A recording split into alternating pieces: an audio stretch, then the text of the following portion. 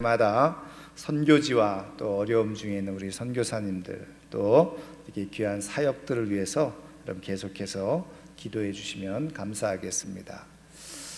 제가 늘 몇 번 소개해드리고 말씀드린 목사님이 계시는데 산마루 교회라고 심호하고 계시는 이주연 목사님 계신데요.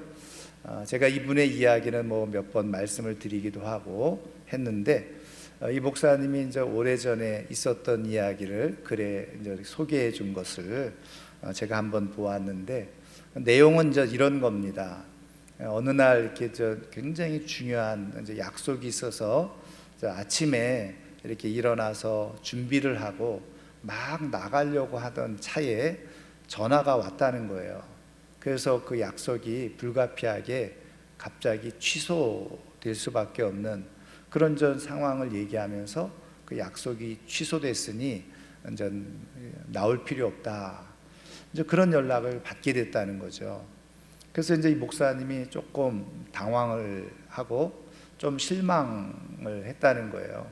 나름대로는 이제 굉장히 중요한 약속이고 기대를 했었는데 이게 다 무산이 돼버렸잖아요. 그래서 그냥 한편으로는 실망스러운 마음도 있고 또 한편으로는 하나님께서 왜 이 귀한 일을 이렇게 어그러뜨리시나 이런 생각도 들었다는 거죠.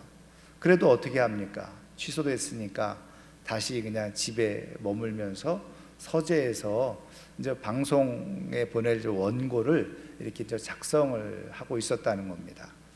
그런데 이제 그 집에 옆방에 장모님이 기고하고 계셨는데 그 방에서 쿵 소리가 나더라는 거예요. 그래서 무슨 소리지? 물건이 떨어졌나? 하고는 옆방에 가봤더니 그 장모님께서 그냥 방바닥에 쓰러져 계시더라는 거죠. 그래서 어떻게 된 건가 하고 확인을 했더니 이제 옆에 의자가 있었는데 장롱 위에 물건을 꺼내기 위해서 의자 위에 올라섰다가 어지러워서 그만 떨어지신 거예요. 그래서 이제 이 대퇴골이 큰 금이 가고 그래서 이제 119로 전화를 해서 그렇게 이제 모셔가고 또 병원에서 결국은 수술 받고 치료를 받게 되어지는 그런 상황이 일어나게 되어졌다는 거죠. 그런데 그것도 그거지만 또 그 장모님께서 뭔가를 이렇게 드시려고 가스레인지에다가 음식물까지 그렇게 올려놓고 있었던 상황이었다는 거죠. 근데 이제 이 모든 것들을 이렇게 다 이 목사님이 이제 시간을 돌아서 생각해 보니까 만약에 그 시간에 자기가 집에 없었다면 아무도 집에 없었는데 어떻게 됐을까? 장모님은 어떻게 되셨을 것이며 만약에 그 가스레인지에 불을 피워놓고 있었는데 그것이 다 쫄아붙고 거기서 만약에 큰 화재라도 났으면 어떻게 됐을 뻔했나? 그러면서 하나님께서 이 모든 일들을 아시고 나를 집에 그대로 두시기 위해서 이 모든 약속들 나름대로 중요하다라고 생각했던 약속들을 다 취소시키셨구나. 이제 그런 생각이 들면서 하나님의 섭리가 정말 놀랍다. 그러면서 하나님 앞에 감사를 올려드렸던 일이 있었다는 거죠. 여러분, 우리가 인생을 살아가면서 우리는 사실은 내가 생각하고 기대했던 그런 삶들이 있는데 그런 것들이 잘 그렇게 이루어지지 않을 때 우리는 실망하기도 하고 당황하기도 하고 그것 때문에 또 우리는 낙심을 하기도 하고 또 때로는 하나님에 대한 좋지 않은 마음을 가지고 또 우리의 인생을 살아갈 때가 있죠. 그런데 이럴 때 하나님의 섭리를 잘 알고 있고 깨닫고 믿고 있는 사람은 그 모든 어려운 상황들을 잘 이기면서 그 속에서 또 하나님을 더 깊이 경험하는 은혜를 누리면서 살아가게 되어지죠. 그러나 하나님의 섭리를 잘 모르는 사람들은요 여전히 삶이 힘들고 불편하고 답답하고 그리고 끊임없는 어떤 의문 속에서 삶을 살아가게 되어지죠. 영적으로 신앙적으로 볼 때도 그것은 우리의 삶에 전혀 도움이 되지 않는다는 것을 우리가 너무나도 잘 알고 있습니다. 여러분, 지금 지난주에 이어서 오늘도 우리가 이렇게 영상으로 불가피하게 예배드릴 수밖에 없는 그런 상황에 있는데, 어떤 사람들은 야, 편하고 좋네 이렇게 생각하는 사람이 있는가 하면, 또 어떤 사람은 정말 답답하고 힘들고 하나님께서 왜 이렇게 하시나 이런 생각도 갖는 분도 없지 않아 있으리라고 생각이 되어집니다. 그런데 중요한 것은요, 우리가 이러한 상황들이 사실은 이렇게 상황이 길게 장기화될 것이라고 예상하고 생각했던 사람들은 그렇게 많지 않았어요. 이 코로나 바이러스가 이렇게 처음에 진행될 때는요, 이렇게 장기화될 것이라고 생각하지 않았고, 그것이 또 직접적으로 교회에 큰 영향을 끼칠 거라고는 아무도 생각하지 않았어요. 근데 상황은 말씀드린 것처럼 더 장기화되어져 가고 있고, 이것이 직접적으로 또 교회에 많은 영향을 끼치고 있을 뿐더러, 더 큰 문제는 우리가 함께 고민하고 있는 문제지만, 사실은 이것이 마치 모든 이 코로나 바이러스가 교회를 통해서 감염되는 것처럼 마치 세상의 사람들이 그렇게 교회에 대해서 부정적인 생각을 갖게 되어지고, 오히려 교회를 끊임없이 욕하게 되어지는 그런 상황에 내몰리게 되어진 것이 우리의 마음이 굉장히 참 아프고 사실은 불편하죠. 저는 사실은 이런 상황이 이렇게 계속 지속되어지면서 목사로서 끊임없이 하나님 앞에 기도하고 또 질문하고 또 하나님 앞에 아뢰는 것 중에 하나가 뭐냐면, 이것을 통해서 하나님의 교회, 더 나아가서 하나님이 조롱받는 일이 없는 그런 상황이 되어지기를 사실은 끊임없이 사실은 기도를 하고 있어요. 그럼에도 불구하고 사실은 우리의 상황은 그렇게 넉넉하지 않은 그런 상황 가운데 우리가 놓여져 있다는 거죠. 그런데 저는 확신하건대 이 모든 상황 속에서 하나님은 하나님의 계획을 가지고 분명히 역사하고 계시고 섭리하고 계시다는 거예요. 이런 상황들을 우리가 하나님의 뜻 가운데서 잘 우리가 해석하고 이해할 때 우리는 하나님을 경험할 수 있고, 또 하나님께서 뜻하시는 역사 속에서 주인공으로 살아가는 은혜를 경험할 수가 있게 되어지는 거죠. 그리고 그것은 더 나아가서 우리의 영적 삶에 큰 힘이 되어질 수가 있는 것입니다. 저는 오늘 이렇게 예배드리며 함께 말씀을 나누는 우리 사랑하는 모든 성도님들이 지금 이 모든 불편한 상황 속에서 하나님이 분명히 섭리하고 계시고, 이 모든 상황을 통해서 우리에게 말씀하고 계시는 그 하나님의 뜻을 잘 깨닫고 분별하는 가운데, 이런 상황 속에서 믿음이 더욱더 견고해지고 단단해지고 하나님을 더 깊이 경험하는 가운데 흔들림이 없이 믿음으로 승리하며 살아가는, 또 하나님께 기쁨과 영광이 될 수 있는 하나님의 사람들 되기를 주님의 이름으로 축원합니다. 자, 그러면 말씀드린 것처럼 도대체 이런 상황 속에서 하나님께서 우리에게 말씀하시고자 하는 하나님의 섭리는 무엇인가? 하나님은 우리에게 무엇을 말씀하시고 싶으신가? 그리고 더 나아가서 그렇다고 한다면 하나님은 우리가 하나님 앞에서 어떤 모습으로 있기를 원하시는가? 그것을 오늘 말씀을 통해서 한번 살펴보려고 하는데요. 자, 오늘 우리가 읽은 말씀은 에스겔 선지자가 이렇게 하나님의 영감을 받아서, 하나님의 영을 받아서 말씀을 전한 것이 우리가 에스겔서잖아요. 근데 이 에스겔 선지자는 언제 때 사람이냐? 그 남쪽 유다가 주전 586년에 멸망을 하는데, 586년에 멸망하기 전에 사실은 2번 이상의 바벨론으로부터 공격을 받아요. 그래서 1차, 2차 일부 귀족, 왕족 출신들이 이렇게 포로로 붙잡혀가는 일이 생기거든요. 그것이 주전 605년에 1차로 먼저 일어나죠. 이때 끌려갔던 대표적인 사람이 바로 이 다니엘입니다. 그 다음에 두 번째가 주전 597년에 또 바벨론의 침공을 받아서 우리가 성경에 보면 여호야긴이라고 하는 왕이 또 포로로 붙잡혀 갑니다. 근데 이 여호야긴이라고 하는 왕이 포로로 붙잡혀 갈 때 같이 붙잡혀 간 사람이 누구냐? 바로 이 에스겔 선지자예요.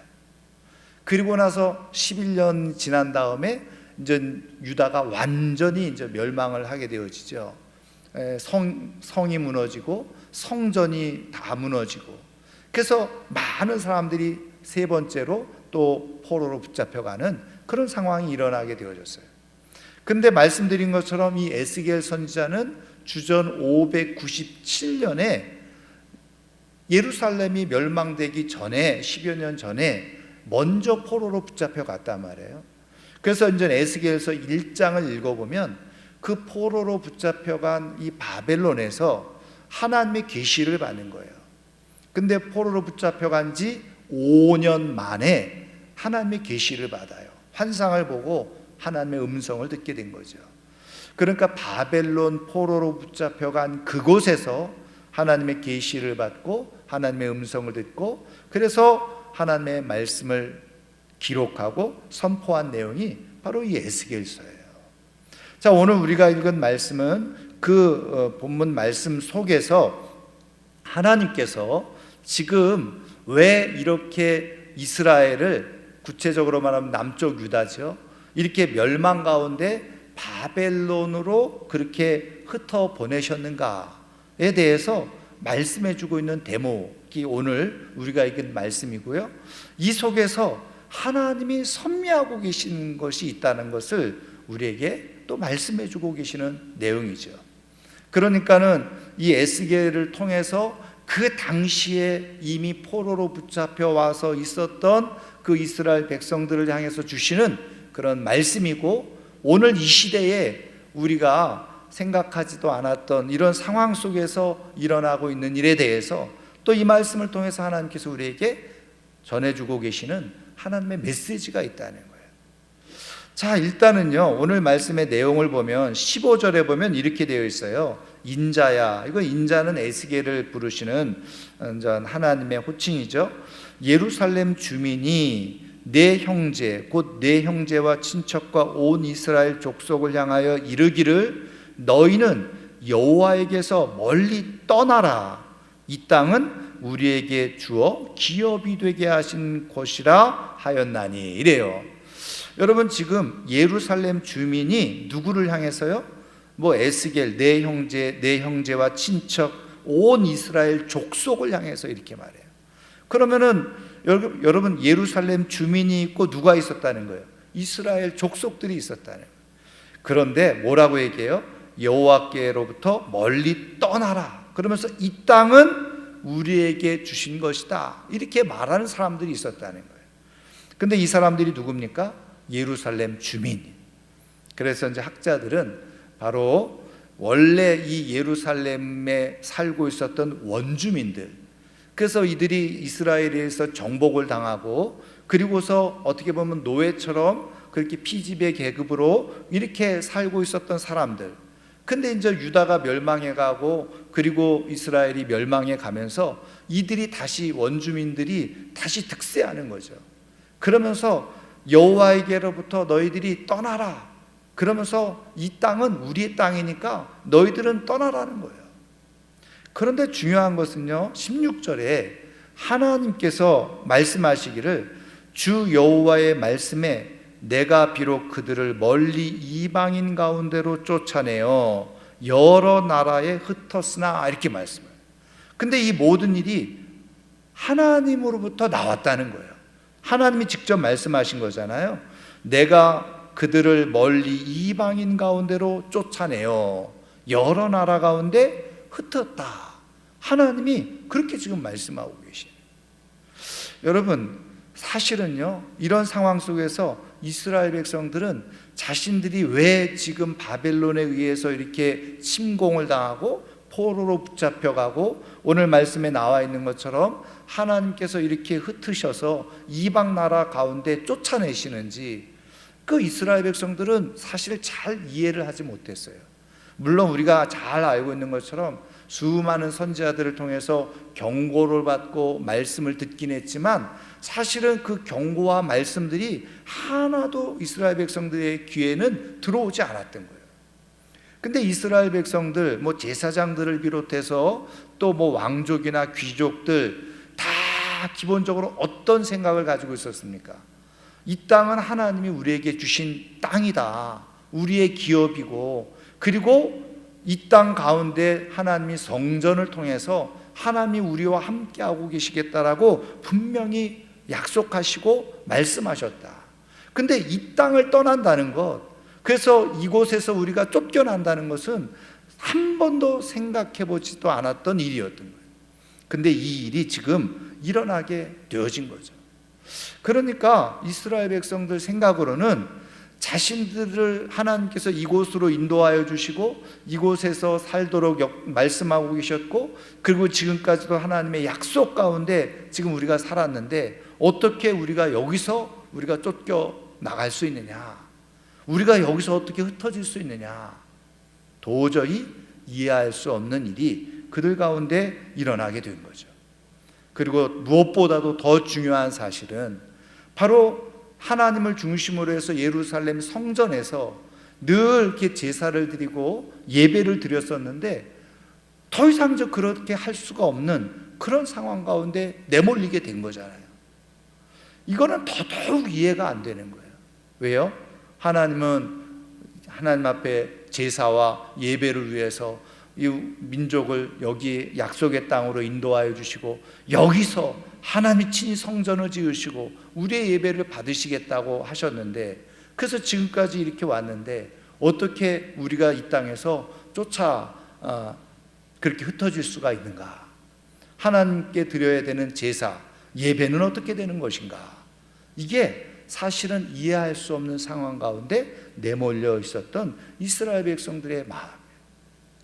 그러니까 여러분, 이 모든 상황들이 힘들고 어렵고 답답한 상황 가운데 있는 거죠. 무엇보다도 사실은 더 큰 고민 중에 하나는 뭐냐면, 이렇게 되어줌으로 인해서 하나님이란 분에 대한 존재, 그리고 하나님께서 그렇게 말씀하셨던 하나님의 명예와 영광이 다 사라지게 되어지는 그런 상황 가운데 있게 되어졌다는 거예요. 여러분, 우리가 성경을 쭉 읽어보면요, 뭐 아브라함이든지 모세든지 심지어는 다윗이든지 모든 하나님을 신실하게 믿었던 위대한 믿음의 사람들의 중요한 공통점이 있어요. 그 공통점 중에 하나가 뭐냐면, 하나님 앞에 기도할 때마다 하나님의 명예와 영광을 굉장히 소중하게 여기는 그런 기도를 드렸거든요. 그 얘기는 뭐냐면, 하나님, 지금 이렇게 전쟁 가운데 우리가 패하게 되어지면 하나님의 영광이 사라집니다. 하나님의 이름이 모독을 당합니다. 모세든지 다윗이든지 사무엘이든지 늘 그렇게 기도를 드렸단 말이에요. 그런데 하나님은 그렇게 기도할 때마다 그것을 다 들으셨어요. 그 얘기는 뭐냐면, 그만큼 하나님은 하나님의 이름이 욕되어지는 것, 불명예스럽게 되어지는 것, 하나님의 영광이 사라지는 것, 하나님은 그것을 원치 않으셨다는 거예요. 그래서 그들의 기도를 그대로 들으시고 하나님은 이스라엘 지켜주시기도 하고 보호해 주시기도 하시고, 때로는 이스라엘에게 진노를 다 쏟아부을 상황에서도 그런 기도를 들으시고 자비와 긍휼을 베푸시는 그런 하나님의 영광의 모습을 계속 지키시고 유지하셨던 그 하나님이셨다. 그런데 어떻게 해요? 말씀드린 것처럼 바벨론에 의해서 이렇게 왕이 그냥 붙잡혀가고, 귀족들이 붙잡혀가고, 제사장들이 붙잡혀가고, 귀족들이 다 그렇게 붙잡혀가는, 그래서 결국은 하나님의 성전까지도 다 무너지는 그런 상황 속에서 하나님의 영광이 어디 있으며, 그리고 하나님의 명예가 어디 있어요? 그거 다 그 당시 이방 민족들을 향해서 어떻게 해요? 조롱받는 그런 상황이 초래되어지게 된 거예요. 그러니까 이스라엘 백성들로서는 더 이상 이해할 수 없는 상황이 벌어진 거죠. 하나님께서 스스로 하나님의 영광을 내려놓으신 것처럼, 그래서 정말 하나님이 존재하지 않는 것처럼 그렇게 느껴지고 생각되어지는 상황이 된 거예요. 그런데 말씀드린 것처럼 이런 상황 속에서 오늘 하나님이 뜻하시는 하나님의 말씀이 있다는 거죠. 그것이 바로 우리가 읽은 16절 말씀인데, 자, 우리 16절 말씀 한번 다 같이 읽어보도록 하겠습니다. 그런즉 너는 말하기를 주 여호와의 말씀에 내가 비록 그들을 멀리 이방인 가운데로 쫓아내어 여러 나라에 흩었으나 그들이 도달할 나라들에서 내가 잠깐 그들에게 성소가 되리라 하셨다 하고, 지금 이 상황 속에서 하나님께서 말씀하신 것이 뭐냐면, 비록 이방인 가운데서 쫓아내서 다 흩었어요. 그래서 예루살렘 성전에서 더 이상 예배 드릴 수 없고 제사 드릴 수 없는 그런 상황이 되어졌다는 거예요. 그런데 이때 하나님께서 하신 말씀이 뭐라는 거예요? 그들이 도달한 나라들에서 내가 잠깐 그들에게 성소가 되리라. 여러분, 하나님께서 지금 바벨론에 그렇게 붙잡혀간, 그래서 어떻게 보면 하나님께서 흩어질 수 없는 사람들을 하나님께서 그 약속의 땅에서 떠나보내서 바벨론으로 옮겨가게 하셨는데, 그래서 왜 우리가 지금 성전에서 떠나 이렇게 되어졌나 고민하고 있었던 이스라엘 백성들 향해서 하신 말씀이 뭐냐면, 내가 너희들에게 이제는 성소가 되겠다, 이렇게 말씀해 주셨다는 거예요. 여러분, 이 말씀의 의미가 뭡니까? 내가 너희들에게 성소가 되겠다. 여러분, 말씀드린 것처럼 이스라엘 백성들은 성전을 중심으로 신앙생활을 해왔었단 말이에요. 그런데 하나님께서 지금 성전에서 다 흩어보내신 거예요. 근데 왜 그렇게 하셨느냐? 오늘 말씀해 보면 하나님이 친히 그 바벨론 땅에서도 성소가 되시겠다, 그렇게 말씀해 주셨다. 여러분, 이 의미는 뭐냐면요, 여러분, 성소는 성전 안에 있는 지성소를 말하는 거예요. 하나님을 만나는 자리를 말하는 거죠. 그런데 그것이 우리가 잘 알고 있는 것처럼 제사장들만 1년에 그것도 한 번 들어갈 수 있는 자리가 지성소예요. 근데 하나님께서 내가 이제는 너희들의 이 지성소가 되어주겠다, 이렇게 말씀해 주신 건 뭐예요? 이제는 내가 너희들이 성전이 아니더라도 너희들이 있는 그 바벨론 그 땅에서 내가 너희들과 직접 만나는 그런 은혜를 베풀겠다. 그 얘기는 뭐냐면, 성전에서 멀리 떨어져 있다고 하더라도 내가 그곳에 있어서 내가 너희들과 만나고 너희들과 여전히 함께 있겠다라고 하는 하나님의 약속의 말씀이다. 여러분, 이스라엘 백성들은 그 약속의 땅에서, 축복의 땅에서, 하나님의 임재가 있는 성전에서 떠나감으로 인해서 그들은 불안했고 두려웠어요. 그리고 어떻게 이런 일이 일어났는가 생각을 했어요.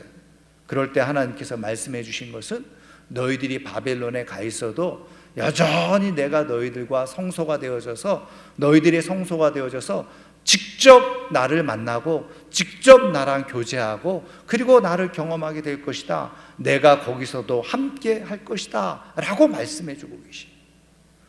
여러분, 오늘 이 말씀은요, 지금 우리가 흩어져서 각 처소에서 불가피하게 영상으로 예배드리는 우리 모두에게 하나님께서 들려주고 계시는 하나님의 음성이라는 것을 믿으시기를 주님의 이름으로 축원합니다. 지금 우리가 예배하는 곳이 하나님을 만나는 성소인 줄 믿으시기를 주님의 이름으로 축원합니다. 그리고 여러분, 성소가 된다는 것은 무엇을 의미하는 거예요? 앞서 말씀드린 것처럼 대제사장들이 1년에 한 차례 하나님을 대면하는 장소가 성소잖아요. 그만큼 어떻게 해요?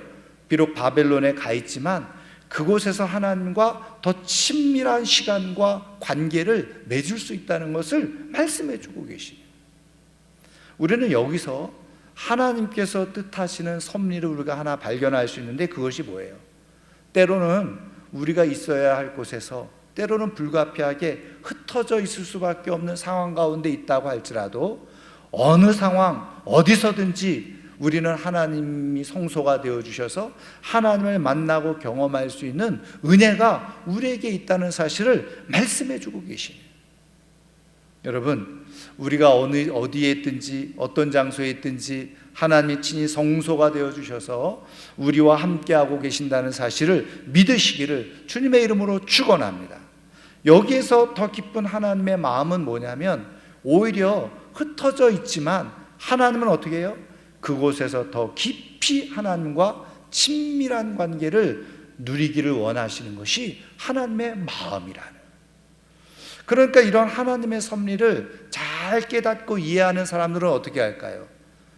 지금 우리가 예배당에서 함께 예배 드리지는 못하지만 그러나 하나님은 지금 이런 상황 속에서도 우리의 믿음을 확인하시고 이런 상황 속에서 내 예배가 진정 참된 예배인가, 하나님과 참된 교제가 일어나는 시간인가, 그리고 하나님과 더 가깝게 하는 그런 시간인가를 하나님은 확인하시는 시간이에요. 하나님은 그렇게 하기를 원하십니다.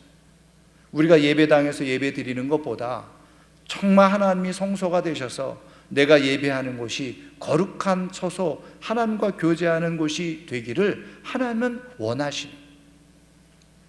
여러분, 이 사실을 우리가 잘 깨닫고 이런 하나님의 섭리와 뜻과 마음이 있다는 것을 우리가 깨닫고 정말 이 시간에 정성을 다해서 진심으로 하나님 앞에서 참되게 예배하고 있다고 한다면 그 사람은 하나님이 성소가 되는 것을 경험하는 사람이에요.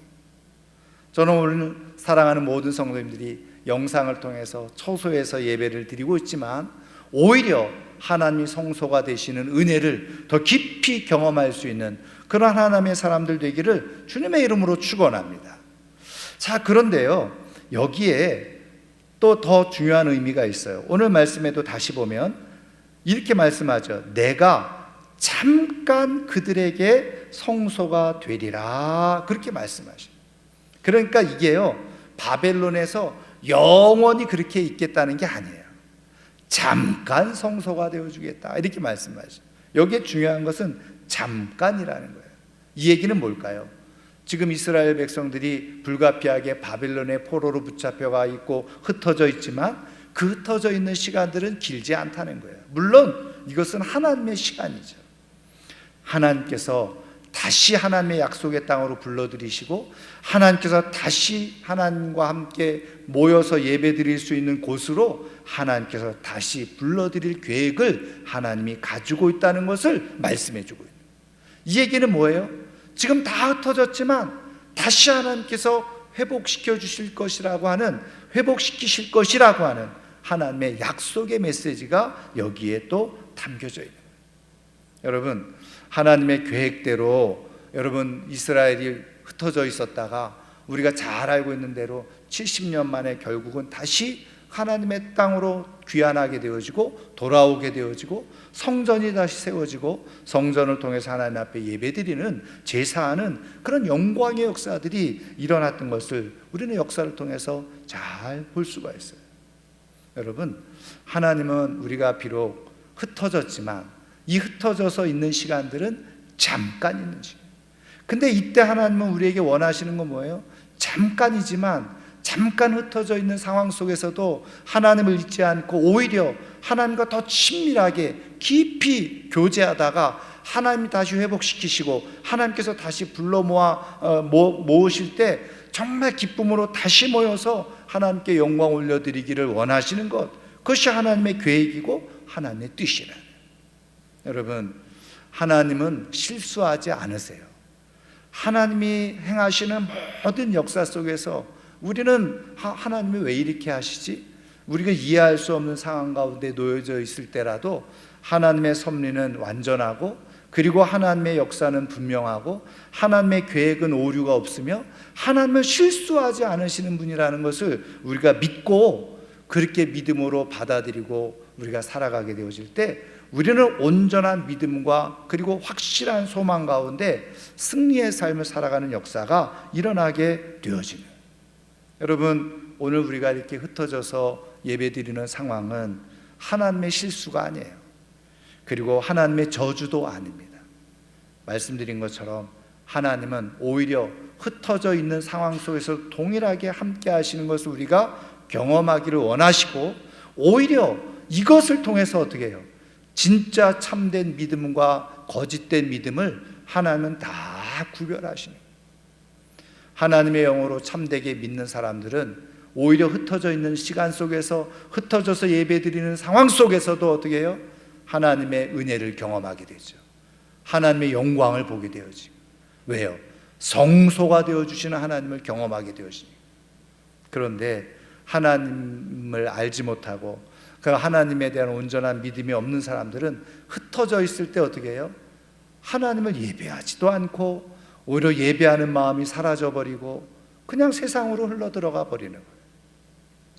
그래서 하나님은 우리에게 주의 영을 부어주시고 흩어져 있는 상황 속에서도 더 하나님을 깊이 만나기를 사모하고 기대하고 그리고 구하는 가운데 하나님께서 잠깐 흩으셨던 사람들 다시 다 불러 모아셔서 각자 흩어졌을 때의 그런 불편함과 또 그 가운데서 경험했던 은혜들을 함께 나누고 누리는 그런 영광의 역사를 하나님은 만들기를 원하신다.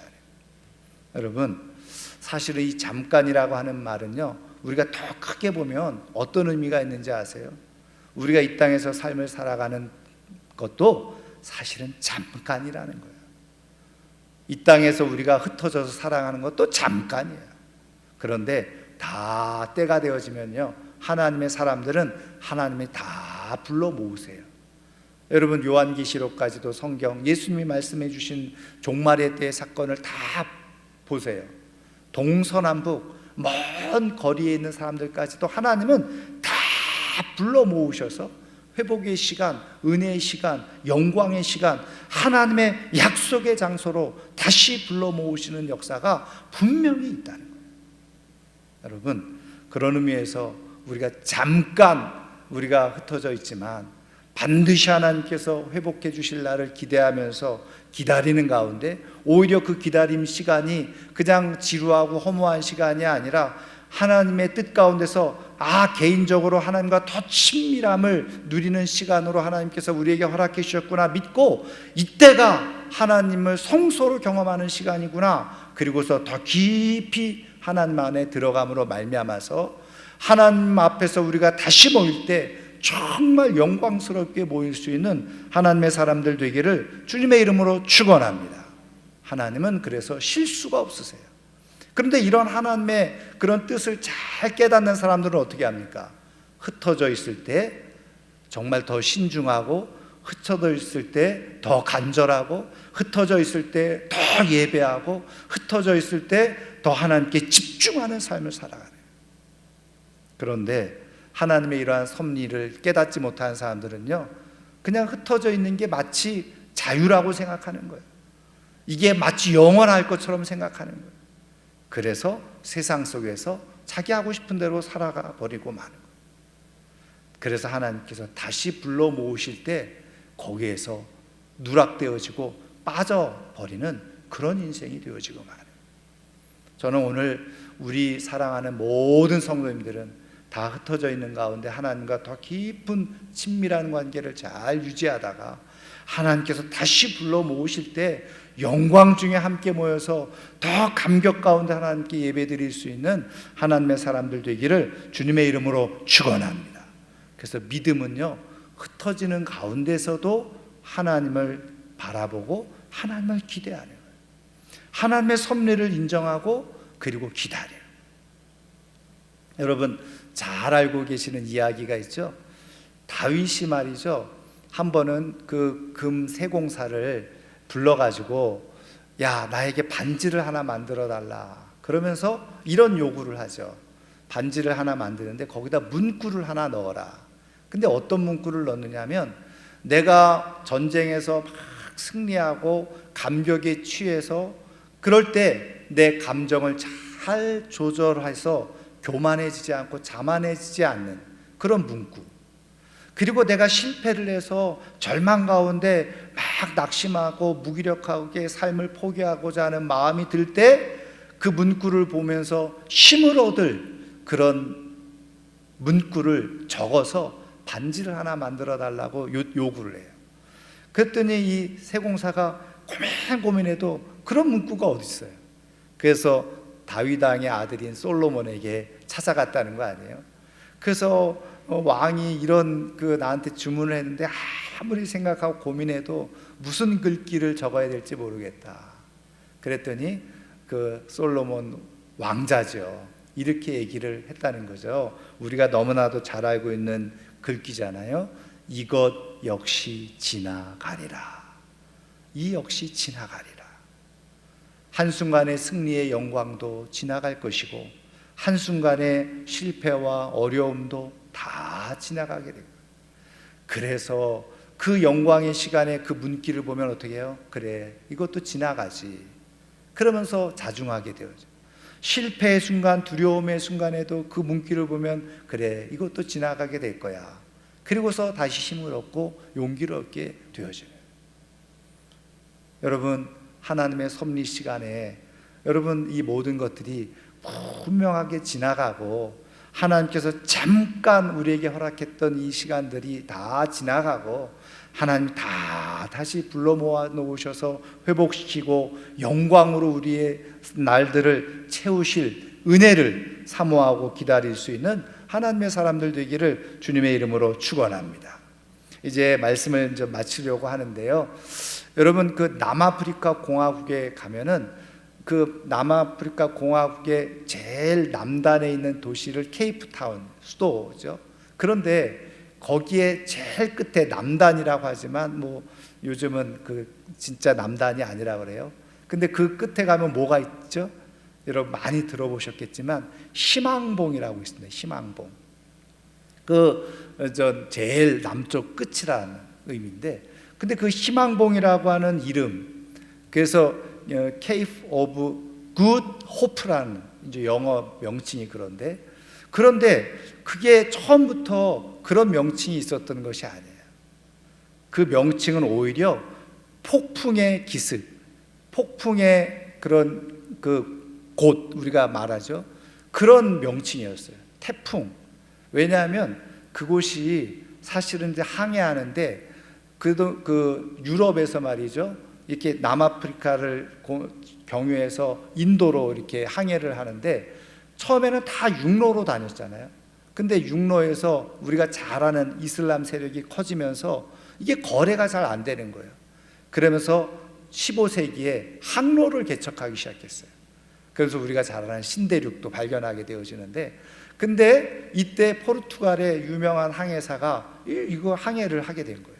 근데 그곳에 가면 조류, 암초도 많고 그리고 바람이 너무 세서 도저히 그곳을 지나갈 수 없는 지역. 그래서 배들이 거기까지 갔다가는 다시 돌아가고 그런 일이 있었다는 거예요. 그러니까 인도까지 가지 못하는 그런 일이 있었던 거예요. 그런데 우리가 잘 아는 바스코 다 마다라고 하는 사람이 거기를 지나가게 된 거죠. 그러면서 이 사람이 그곳을 그렇게 태풍의 바다, 태풍의 기슭, 태풍의 곳, 폭풍의 곳, 그래서 사람들이 지나갈 수 없는 곳 이렇게 부르지 말고 이름을 바꿨어요. 이곳을 지나면 우리가 소망하고 꿈꾸던 인도로 갈 수 있다라고 하는, 인도양을 만날 수 있다라고 하는. 그래서 진짜 그곳을 지나기만 하면 그 다음부터 바다가 잔잔한 그런 인도양을 만나게 되어졌다네요. 그래서 그곳을 희망봉이라 이렇게 이름을 새로 짓게 되어졌다는 거예요. 여러분, 우리의 인생에 사람들은 태풍의 기슭이야, 그곳에 가면 안 돼, 그곳에 가면 다 죽어, 이렇게 생각했던 곳을 정말 하나님을 믿는 믿음 가운데서 아니야, 그곳이 오히려 우리에게 희망이야. 거기에 조류가 있고 거기에 심한 바람도 있고 태풍도 일어나고 암초도 있고 그래서 사람들이 갈 수 없는 곳이라고 생각되어지지만 아니야, 그곳을 지나가기만 하면 조용한 그런 파도가 없는 잔잔한 그리고 아름다운 그런 인도양 바다를 만날 수 있는 것처럼, 그리고 우리가 가고자 했던 그런 곳을 갈 수 있는 것처럼 오히려 우리가 생각하는 그렇게 태풍의 바다를 희망의 바다로 바꿀 수 있는 우리 모두가 될 수 있기를 주님의 이름으로 축원합니다. 어떤 사람이 그렇게 될 수 있다고요? 하나님의 섭리를 정확하게 믿고 하나님의 때를, 하나님의 시간 속에서 삶을 살아가는 사람은요, 사람들은 다 태풍의 시간이라고 얘기할 때 아니야, 희망의 시간이야, 이렇게 말할 수가 있게 되어져요. 오늘 하나님은요, 오늘 지금 우리가 흩어져 있는 상황 속에서 어떤 사람들은 낙심이 되고 어떤 사람은 세상으로 흘러가는 이런 상황 속에서 우리가 낙심하거나 세상으로 흘러가는 것이 아니라, 태풍의 시간이 아니라 오히려 이때가 하나님을 더 깊이 경험할 수 있는 희망의 시간으로 만들어가고 희망의 장소로 만들어가는 그런 믿음의 은혜가 있어서 하나님의 영광 중에 함께 나아갈 수 있는 하나님의 사람들이 다 될 수 있기를 주님의 이름으로 축원합니다. 축원합니다. 기도하겠습니다.